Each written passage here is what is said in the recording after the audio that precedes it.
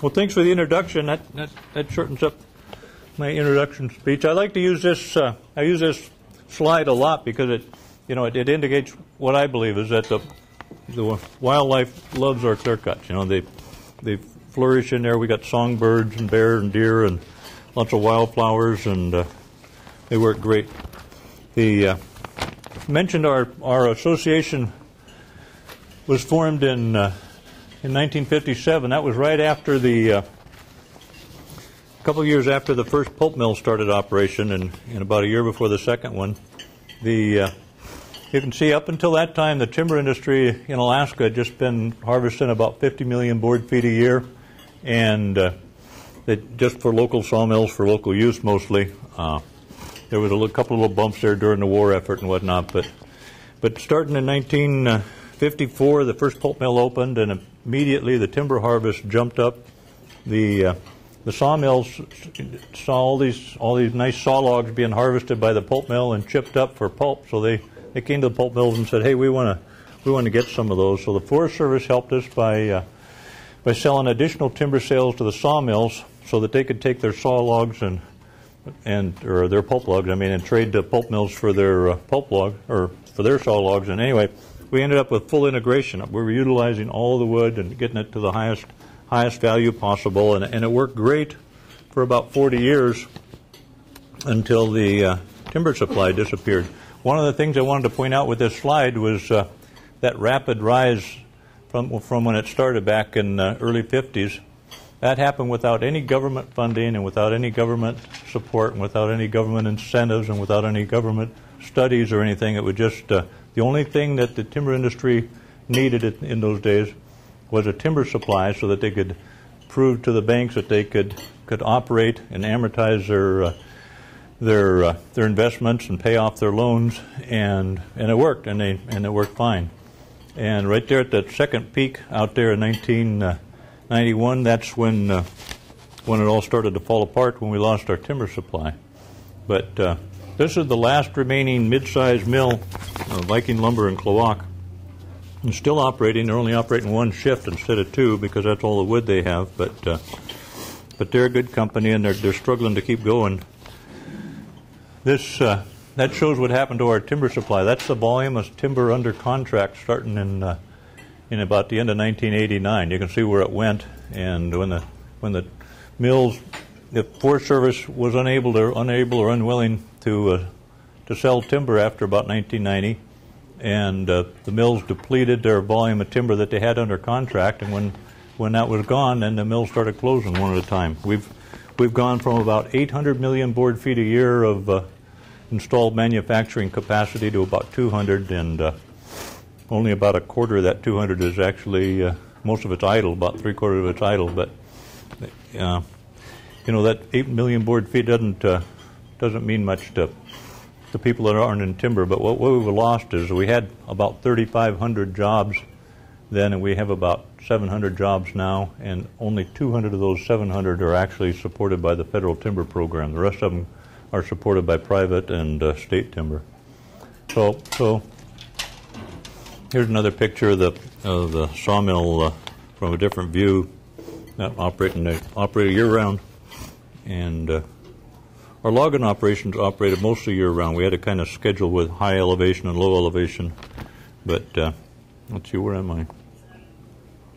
Our goal is to restore full manufacturing integration so we can make use of all the wood that's in the forest and make good use of it, make a profit. Right now, the pulp logs, which are about maybe 20% of the forest, are just being left in the woods to rot, and a lot of the timber is being exported because we don't have a mill that can utilize that kind of wood. But we are keeping the one mill alive. But this is the vision that the timber industry put together about 6-8 years ago, and we wanted to get 360 million feet a year off the Tongass. That's about 2/3 of what we had back in the 70s and 80s. But that's enough to provide about 2,000 jobs and restore full integration. Now, we're not anywhere near that. But the other thing we need to do is keep our private land operators going. Right now, Alaska's just about out of timber, and they have some legislation to make it possible for them to continue for another 20 or 30 years. So we're trying hard to get that passed. That's a real contentious piece of legislation. There's pieces of it I don't like. There's pieces of it a lot of people don't like, but it does what they need. It allows them to select operable timber so that they can keep their operations going, and because of that, we're willing to hold our nose on those other little stray pieces that are getting attached to it. It's like most legislation that attracts all kinds of amendments. So we need to get that passed, and I know our delegation is trying. That'll save about 40% of our employment in the timber industry. This state land is it's already well managed. The state's doing a great job, but they have less than 2% of the land in southeast Alaska. That mid-sized mill's got an installed operating capacity of somewhere between 60 and 80 million board feet a year. The state forest can only provide 8 million board feet a year. So they're doing a great job. They're putting out all the timber they're supposed to, but they can't do much. Well, we have to get timber off the national forest. This is an example of the problem we're having on the national forest. It's really a titanic struggle for the timber industry. Our industry is not very big right now anyway. But this is a plan that the blue bars represent a plan the Forest Service gave us in 2007 of what they were going to provide for timber sales. And it peaks out at below 180. We told them we need 360, but we'd take what we can get. The red bars are what they actually were able to produce. And that's because their land management plan doesn't work. And we knew it wasn't going to work when they signed it in early 2008. And we pleaded with them, we argued with them, we filed appeals, and to no avail. So at the end of 2008, the Southeast Conference and the AFA both filed independent lawsuits to try to force change. We weren't trying to explode the volume or anything. We were trying to make changes so that the Forest Service could implement the plan. And Southeast Conference effort ultimately failed. Ours is still hanging around the courts, but in the meantime, you can see we're correct. They've averaged about somewhere between 10 and 15% success on implementing their own plan, and they're only planning to do half of what they said they'd do in their land management plan. So we've got to get that corrected. Better look at my crib notes here. I was hoping to have a table to work off, but that's okay. Oh, yeah. This slide here was prepared by Sea Alaska for us. It's kind of busy, but let's see if I can explain it. This bar up here is the, boy, am I shaking? Too much coffee. That represents all the land in southeast Alaska. And the gray over here, that's Park Service land, mostly the Glacier Bay National Park.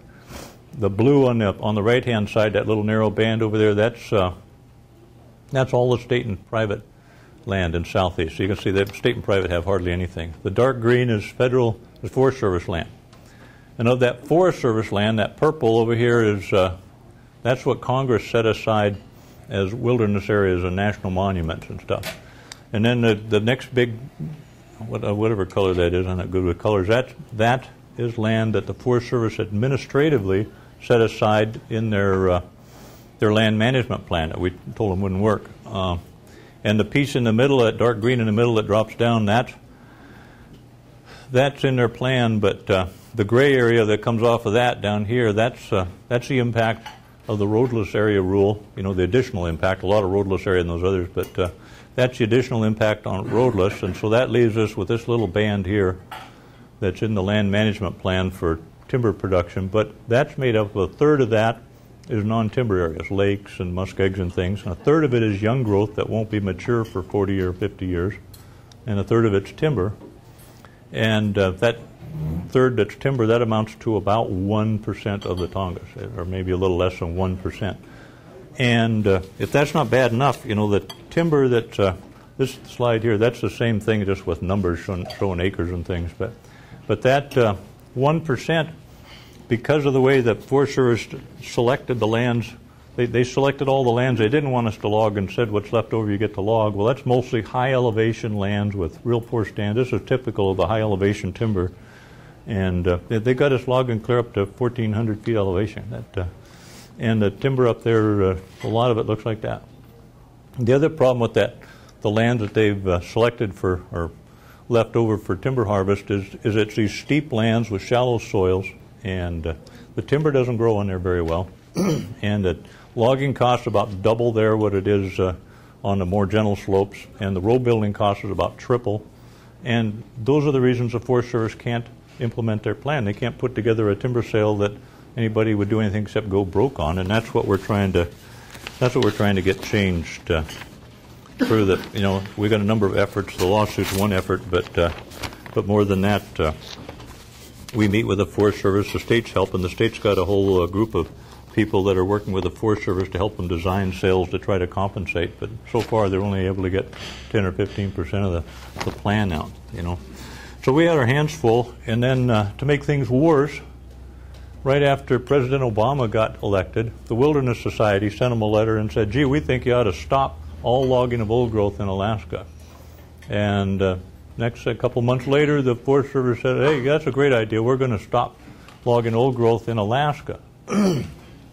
And immediately transitioned to young growth. And they said they planned to do it over a 5 to 10 year period. I told them, well, and most people that knew anything about timber said it's impossible. For one thing, we don't have enough acres of young growth, and to sustain an industry. But more than that, the young growth that we have isn't mature. It takes about between 90 and 100 years on the average stand to grow it to maturity. This is a chart. It's a Forest Service data that shows that they developed back in the 40s. It shows how the forest grows. It grows slowly at first, kind of like people. It grows slowly at first and then real fast for a period of time, and then it peaks out and starts to slow down. And this is the growth rate. It's not the actual growth on the forest, but it's the rate of growth. And if you look at the peak up here, they call that, where that growth rate peaks out, it's called the culmination of mean annual increment. What's important about that is that's the point at which foresters typically recommend that people harvest their timber, because that maximizes the amount of timber that you get off of your land over time. So if you harvest sooner than that, you get way less timber. In this case, if you harvested that timber that's 40 years old, you're going to get, the next slide will show better what that is. But the same is true if you harvest later than the culmination, then your long-term sustained yield is less than it would be if you harvested right at that peak. This shows the actual volume per acre on that same stand of timber, that typical stand. And I started this at year 50 because before that there's zero merchantable timber in there. And it shows that right now our oldest young growth started logging in 55, so it's like 56 years old.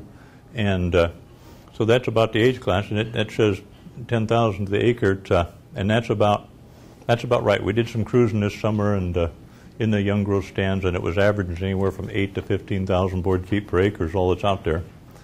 But if they let it go to maturity, that up around between 90 and 110 years in there, we're going to have 60,000 board feet per acre, 4 times as much if they just let it grow another. It's been growing for almost 60 years. Let it grow a little bit longer, and then we'll get the benefit of that growth. But if we cut it now, we're going to get a quarter as much volume. In addition, how am I doing on time? Good. In addition, there's this problem. This is the actual a chart made up of the actual timber that the Forest Service has for scheduled in of young growth timber the Forest Service has scheduled in their plan for us to harvest. If you harvest it according to their numbers, if you harvest starting now, you're going to get something like 5,000 or 5 million board feet per year. 5 million board feet. The mill in Cloaca, our last mid-sized mill, it's got an installed capacity of 60 million. And we could do 5. And worse than that, if you look at the numbers on the right, I can only see out of one eye because I lost a lens here, but 4 to 8 inch diameter. That's little tiny wood, and yeah, you can make things out of it, broom handles and things, but you can't make a profit at it, and so it won't work. And it's actually before you get to it, the 12 inch and larger is where the sawmills can actually make a good, decent profit and pay for row building and all the things that they need. You don't get any substantial amount of that until 2052, based on Forest Service data. And so how are we going to transition in 5 to 10 years? We're not, or if we do, we just collapse immediately. So we're doing everything we can to persuade the government that this transition plan is not going to work. And that instead of working on fixing these problems, the Forest Service allowed themselves to get diverted into 2 other kinds of projects. One of them is the what they call a stewardship program. They're going to turn all of their timber sales into stewardships, and they say, well, you'll still get timber, but mostly the focus is going to be on doing stewardship projects. And so we looked into that. Well, the stewardship projects is primarily road maintenance. In the past, we've built a lot of roads. The roads I was responsible for when I was the logging manager was like 1,500 miles of roads in southeast Alaska. The timber industry maintained those roads. The government didn't have to do the maintenance. We did it because we needed to keep them maintained. It was part of our contract, and we maintained them at no cost to the government. Now the government, through their stewardship contracts, wants to use tax dollars to maintain those roads and dribble out a little bit of timber to a mill once in a while. But to me, that's a bad idea. We could take care of that road maintenance, and all that stewardship stuff can go away. The taxpayers can keep their money, it's their money to start with, and we could take care of the road maintenance just with a timber program like we used to. The other idea is really galling and really dumb. It's the restoration project. This one I'm using as an example here is the first one I was aware of that the Forest Service and a bunch of environmental groups got together and said, oh, geez, there's this terrible tragedy in the Harris River. The streams have been ruined by the logging industry, and there's all this heavy sediment from the logging roads, and we've got to do something and correct it. And so they went in there and spent a bunch of money digging holes in the river and jamming logs in there and covering it back up, and said, there, we fixed it. They piled some rocks up on the banks here and there and said, there, we've restored this river, this fish habitat.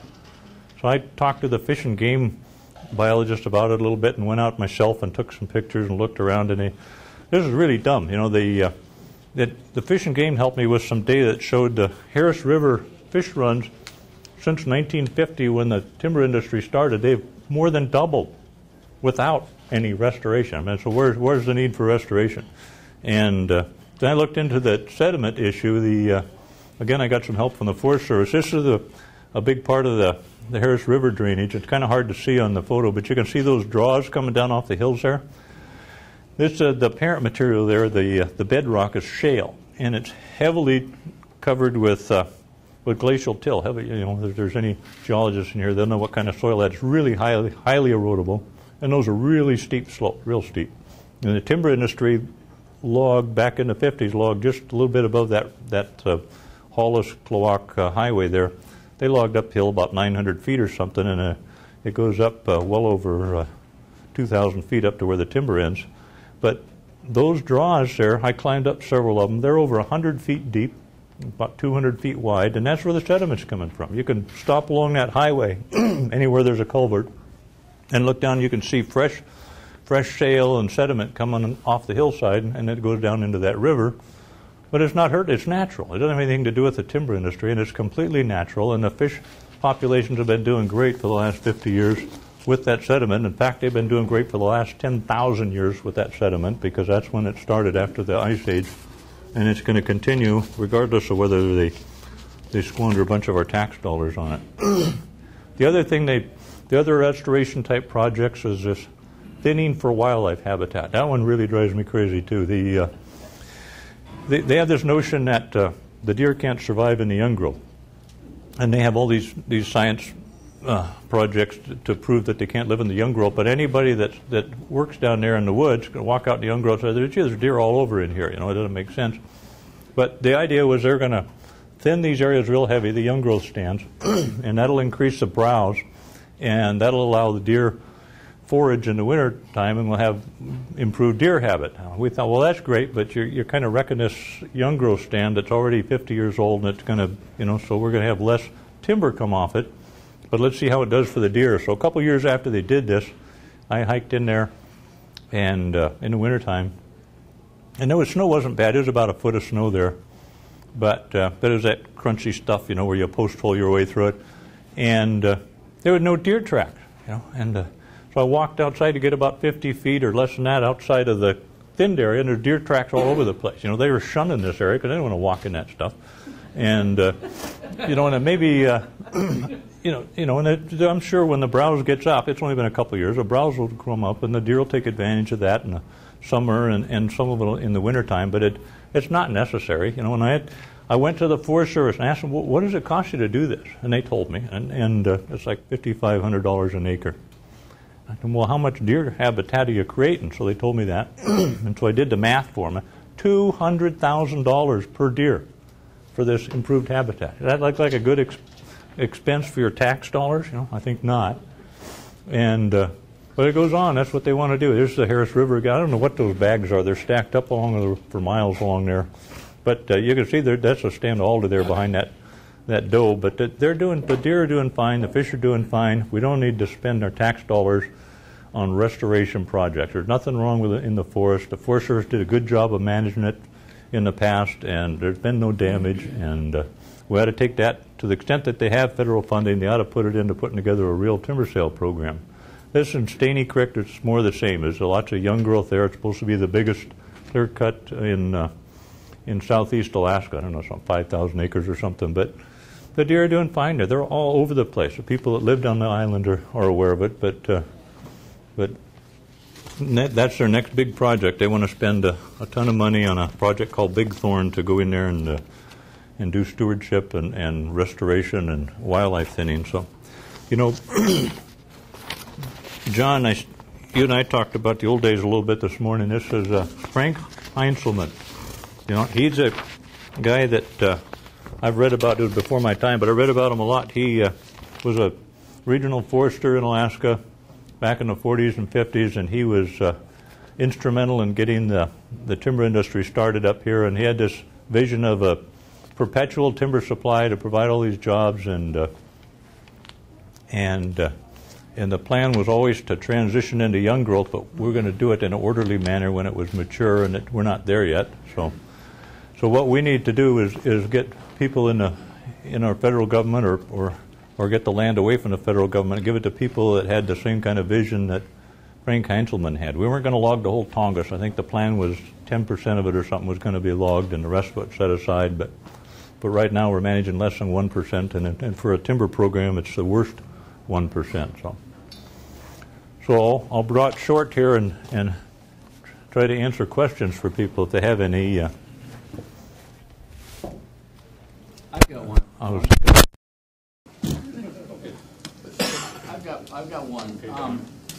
I agree that it's a bloody shame that private industry isn't able to maintain. I agree that it's a shame that private industry can't maintain those roads, and that federal dollars are being spent to do so. But what really offends me is when, instead of maintaining them, they use federal dollars to destroy those roads. It's the only way. Those timber roads that you guys built, and you mentioned the number, thousands of miles. How many? Well, I was responsible for about 1,500 miles. 1,500 miles. Those are the only ways you can get back into the hinterlands and really enjoy that country. It's a perfect way on an ATV or a snow machine to get back in there and really touch the beauty of southeastern Alaska. I hunted those roads for 20 years, all over southeastern Alaska with my family, with my dad, with my son, with our friends.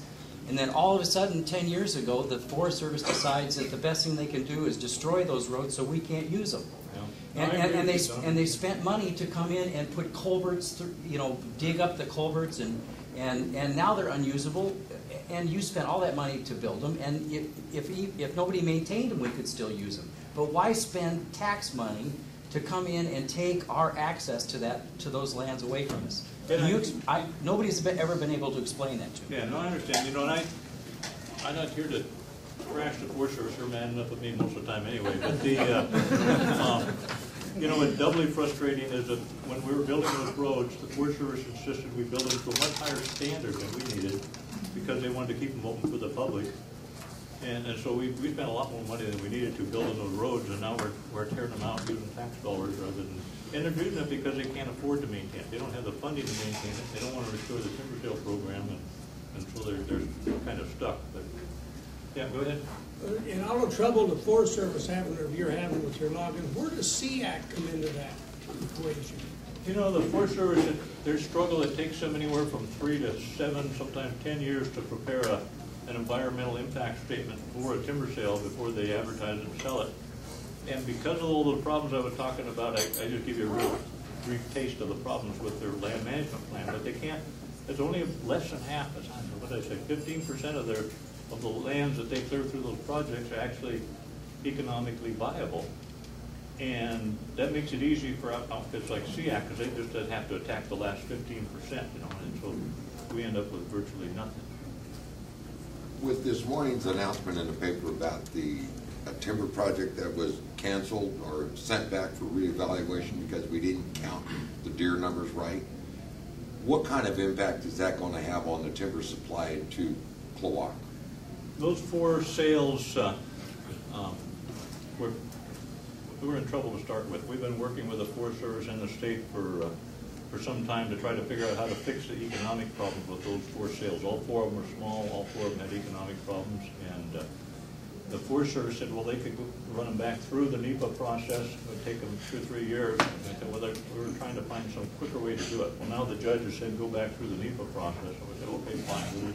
We'll fix the economic problems at the same time. So the Viking sawmill in Klawock wasn't counting on those sales. They're counting on one called the Tongass, and there's the primary one they're counting on. But that sale is going to be late, and when it comes out, it'll probably get appealed. And so that mill's in trouble because they're going to run out of timber early next year, and the Forest Service doesn't have anything ready for them. They've got a sale on Zarembo, but it's more of that high elevation stuff. And if they log it, they can log it, and they can run it through the mill, but it doesn't produce the kind of lumber they need for their customers. So then they're in risk of losing their customers if they buy that sale and operate it. And we tried to explain this to the government, but yeah. One of the arguments I get into, and I'll just say, discussions I get into with some of my friends, I can help and handle and get them to the point where they understand logging is a good thing, and then they end up with the bomb that they dropped is, well, it doesn't matter if we log in Alaska, nobody wants to buy our timber anyway. Where are the markets to buy our timber? You know, the primary product from our hemlock is shop-grade lumber. Shop-grade lumber goes into things like door and window frames, and it's a real good market, and it's a stable market. It's not just used in new construction, it's used in reconstruction and commercial construction. It's real stable, it's a very good market, and the Viking mill, even operating just one shift on these meager timber sales, is making a profit because that's their primary product, is that hemlock shop-grade lumber. And the other species, the spruce, you know, that Viking is custom cutting spruce for customers overseas and over in Europe. And the red cedar they cut for a couple different markets, depending if it's small, tight knot, they make siding out of it, and if it's bigger, they make fencing or timbers out of it. So the markets are great. You know, we don't have a pulp mill anymore, but when the pulp mills closed, it wasn't because of markets. It was because we didn't have enough timber to keep them operating. But when they closed, the market for dissolving pulp was about $700 a ton. It's about $2,000 a ton right now. Spot market's about $3,000, but you know, $1,500 to $2,000 is a good long-range market. So it's at least doubled. So the markets aren't the problem. The problem is timber supply. That's what it was when the mills closed. That's what it's been in between, and that's what it is now. We can't run our industry without logs to put in our mills, and we have to have enough of them to have an economy of scale to make everything work. Shelley? First, Owen, talk about round log export, explain the value of round log, and then what can we do? You're supposed to give me softballs here. The round log export, you know, a lot of our timber is from the private land, and once in a while the Forest Service allows people to export logs that we don't have a mill for, particularly the small rough logs. They're going overseas to places that have a big supply of timber and have less regulatory impact, and they have a viable manufacturing industry. If we had a bigger timber supply, we could compete for those logs here. But I don't think export's a bad thing, and I think it's wrong for the government or anybody to tell private landowners like Sea Alaska, for instance, that you have to sell your logs to the local mills at a loss or a lower price. That's private property, and they've got shareholders, and they've got an obligation, and they've got a right to get the highest value they can for the log. We can't pay that higher value because we have this fragile, fractured industry. Once we have a growing industry again, we'd be able to compete for that wood, and very little of it will go export. I was the resource manager for the 2 largest sawmills and a pulp mill, and I was buying 50, 60 million board feet of private timber a year to go into those mills because we were viable and a growing concern, and we could afford to do it. But we don't have that right now, and all we do is by forcing the private landowners to sell to the local people is make the hardship on the private landowner. We'd end up losing jobs. I don't know how much time you have, but Murray, my buddy, has me on his radio show. I always wonder if I'm going to talk to Peggy Ann about her friends here. The news that Mike mentioned about the 4 sales that have been given the Ninth Circuit treatment comes as no surprise to those of us who have been waiting for the Ninth Circuit to do the right thing. And there's a question now over whether the state of Alaska should appeal the recent Ninth Circuit Court ruling on the Juneau Access Road to the Supreme Court in the same way that Kensington Mine had to appeal their permits, or their Ninth Circuit Court decision. But what's common about those 4 sales and the Juneau Access Road is that it's the National Environmental Policy Act rules for writing environmental impact statements. And those rules are so complicated now that there's no way the Forest Service or the state of Alaska can ever do it right. There's always going to be something wrong, because to fulfill one rule, you got to break another one, or it can be seen that way. So I'm wondering, first of all, is there any hope that the Forest Service is going to get tired of this kind of treatment from the Ninth Circuit and appeal themselves?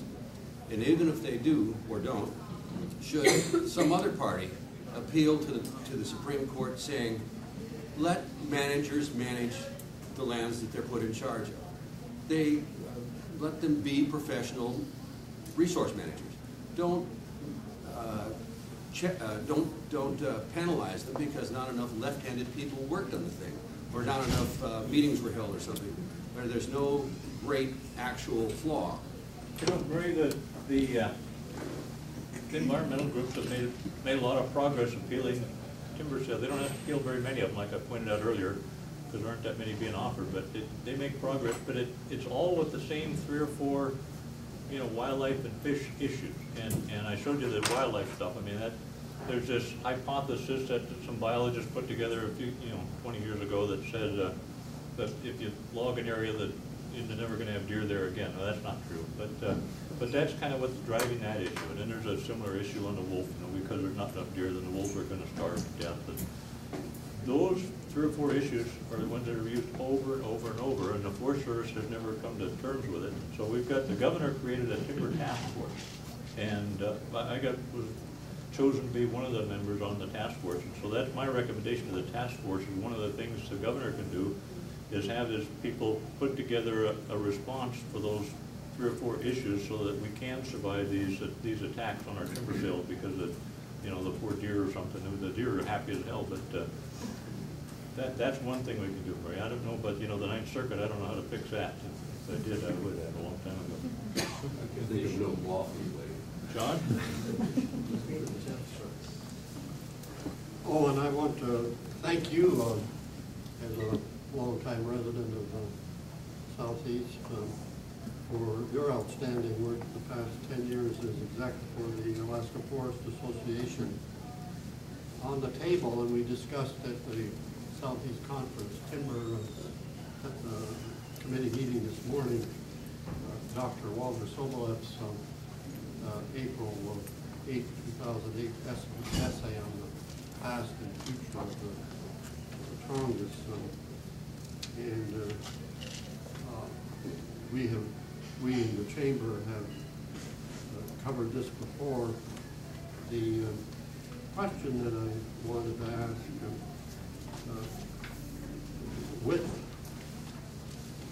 with this history that Dr. Sobolov outlined, and his projection of what's needed to fix the problem, paralleling what you say, it really suggests to the state of Alaska, and I'm pleased you're on the forestry task force to be able to help guide them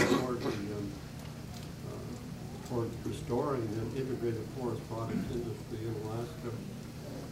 I wanted to know what your thoughts are with respect to conveyance of more of this 96% of the land of Southeast Alaska into either state forests or conveyance of some land, even 1 or 2 acres, to each of the 6 communities in southeast Alaska that does not have any land. There are 6 communities in southeast Alaska, 5 of which I think are Alaska Native communities, that have never received a land entitlement. They have zilch.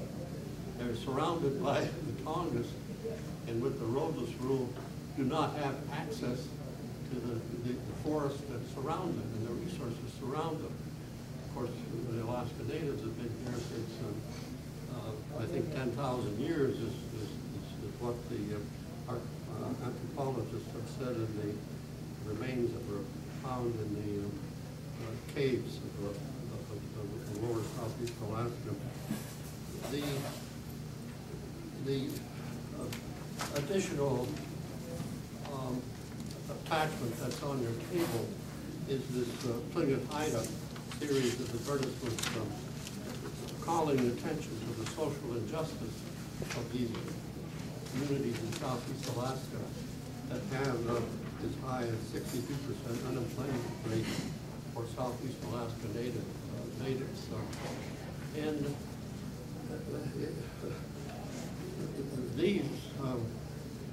these statistics are well formed, confirmed by the Department of Labor, and the projections of ways in which the problem can be solved can be, are outlined in Dr. Sobolet's essay.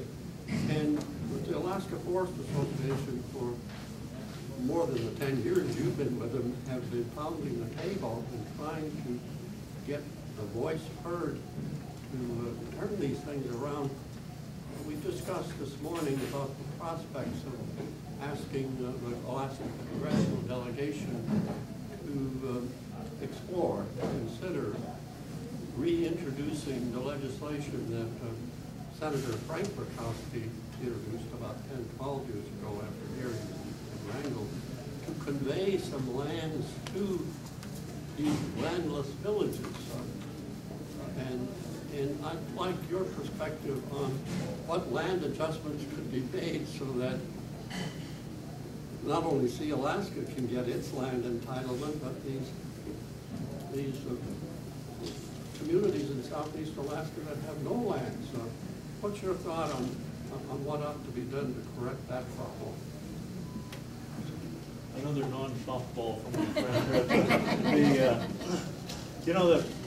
You're right, John. It's been really frustrating trying to come up with a timber supply. There's this alleged impacts from just the tiniest amount of harvest, and there's a lot of really good people in the Forest Service, real experienced, conscientious, and they're trying as hard as they can, but they're up against the same thing we are, that the land management plan they have cannot be implemented, and yet their leadership refuses to let them fix it.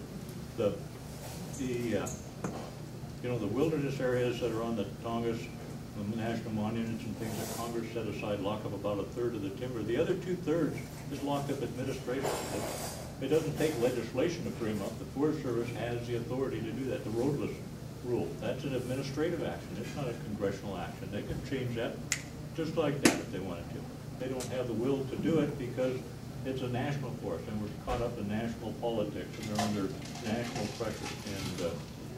And so, no disrespect to my friends in the Forest Service, I think the only real way to solve this problem, get away from all that national impact, is to take some of the land away from the Forest Service and give it to the state or the native corporations or somebody other than the Forest Service, so it can be managed intensively to provide jobs the way it was intended in the first place. If they want to manage 80–90% of it for wilderness, that's fine, but we need to get enough of it out of there that we can have some jobs, have mining jobs and timber jobs and other jobs. And we can do that without harming the fish streams and the wildlife and stuff. But that's what we're up against, is because of the national politics, everybody thinks that logging and mining are killing fish when they're not, Yeah, go ahead. My question is, in the lower 48, and I'm not an authority in this area at all, but there's some lands that are held by the National Forest Service that they want to get rid of, so to speak, too, so that, because of the cost of managing it. Has anybody ever thought about doing land swaps with Forest Service down there for Forest Service's land up here? You know, if they'll let go of some land up here in exchange for management swaps and land down below, in present, so that land down below will stay protected in exchange for releasing this. Has anybody ever looked at that? You know, we've looked a number of times at doing land swaps the Forest Service, if the Forest Service supports a land exchange, it takes them about 10 years to get through their own bureaucracy. You know, we don't have 10 years, but the other thing, I don't want to be promoting locking up land in someone else's backyard the way that, you know, people back east are trying to lock up our neighborhood. So it's like, you know, there's plenty of land up here in the Tongass. It's like 90-some% of it's never been touched, and our plan was never to log all of it, just a small piece, and we had to just go back to that plan and say, hey, we need to get this managed, and the Forest Service has demonstrated a lack of ability and a lack of a willingness to do it, so let's transfer management of it or transfer land to somebody that can and will do it. What entity would that be? What would you like to see? You know, in the past, you know, I'd like to see it go to the state. The state has a 2%, less than 2% of the land in Southeast, but the land they've got is well managed. It's right in amongst the Forest Service ownership, and yet all of the state timber sales work, 100% of them work. They go to the local sawmills, they provide jobs. If the state was managing the Tongass, we'd have the same thing off the rest of the land. And so, you know, I'd prefer to see it go to the state. At the same time, I recognize what John said. There's some inequities out there in the past with some communities, you know, don't have enough land to manage and stuff. So you get it away from the federal government, I think, is the first act, and then the second is decide who to give it to. But I mean, you got to get it away from the federal government to start with, because they're treated like it's a park. Am I done?